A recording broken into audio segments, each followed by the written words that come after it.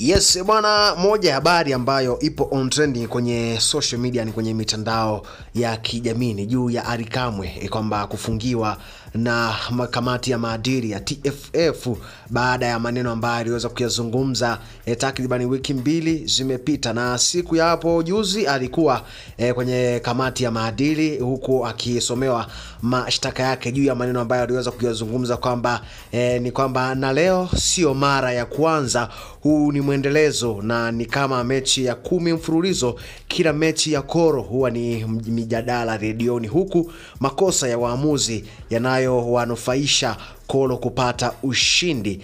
Mara wapinzani wananyimwa magoli halali, mara mjadala wa koro akifunga magoli ya offside na waamuzi wanayakubali. Tunasikia pia mijadala ya penalti nyingi za mchongo zikiwanufaisha makoro. This is too much na inatuma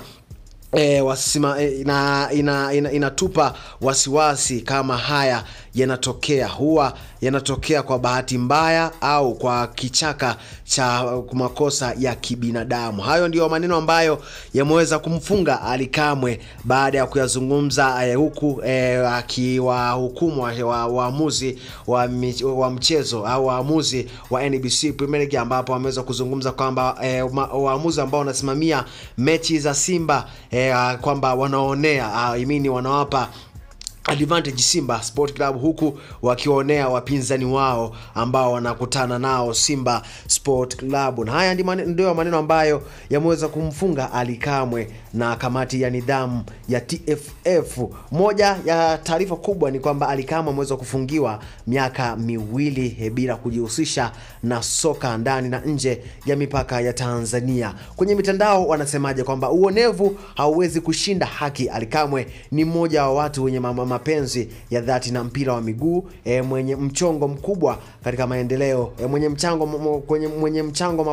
mchango mkubwa katika maendeleo ya Young Africans na soka kwa ujumla. Soka linapaswa kuwa la haki na si la chuki. Maamuzi ya kukomoana, kwamba maamuzi ambayo yameweza kutolewa na kamati ya maadili ya TFF kwamba yameweza kumkomoa Ally Kamwe na jambo ambalo kwamba sio zuri, na mashabiki hawajafurahishwa na jambo hilo, hawajafurahishwa na taarifa hiyo. Bali mashabiki wa Young Africans wameweza kusema kwamba wapo bega kwa bega na Ally Kamwe kuhakikisha wanamunga mkono kwamba jambo ambalo maamuzi ambayo yameweza kutolewa na kamati ya maadili ya TFF kwamba sio maamuzi mazuri, bali ni maamuzi ya kukomoana. Na kwa nini Ahmed Ally yeye hajahukumiwa, au sio bwana? Na huyu anaitwa Musa ameweza kuzungumza kwamba kama hili ndo kosa lenyewe, je, uongo aliousema hapo uko wapi? Shida ya mamlaka zetu hazitaki kuambiwa ukweli tena, hususan kwa TFF, yani bodi ya ligi kuu soka Tanzania bara.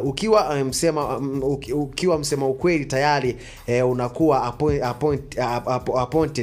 appointed kwamba wao haijakaa sawa penye ukweli. Wacha tuseme ukweli, kama kuna madudu yanafanyika kuchafua mpira wetu ni lazima yawekwe wazi. Hayo ni maneno ambayo aliweza kuyazungumza Musa, au sio bwana? Moja maamuzi ambayo yanaweza kutolewa. Lakini huyu anaitwa Miss Lenny anasema kwamba binafsi nimeumia mno, tunawaomba wapunguze adhabu. Ally Kamwe ni kijana anayepambana kufungia miaka 2 ni kuwa ndoto zake zote. Adhabu ni kubwa sana. TFF au bodi au kamati ya maadili tunaomba impunguzie Ally Kamwe. Hayo ni maneno ambayo ameweza kuyazungumza Miss Lenny, au sio bwana, kwenye mitandao ya kijamii baada ya taarifa ya Ally Kamwe kufungiwa na kuto kujihusisha na mpira wa miguu takriban mpaka miaka 2 ishe. Huyu anaitwa Msali Store TZ anasema kwamba kama hiko ni chanzo, basi Ahmed Ally alimtaka kabisa, au kiona Singida anacheza ujue Yanga yuko nyuma yake, unacheza timu 2 kwa wakati mmoja. Hayo ni maneno ambayo au ni comments ambayo ameweza kuiandika Msali Store TZ kwamba Ahmed Ally alimtaka kabisa, ukiona Singida anacheza kwamba Young Africans akiwa anacheza na Singida basi ujue ni timu moja inacheza. Hayo ni maneno ambayo ameweza kuyazungumza Msali Store TZ baada ya Ally Kamwe kufungiwa miaka kujihusisha na soka takriban miaka miwili. Na shtaka hilo litatolewa rasmi baada ya mchezo wa watani wa jadi Yanga na Simba Sport Club siku ya Jumamosi. Nikusihi usikose bila kubonyeza neno subscribe.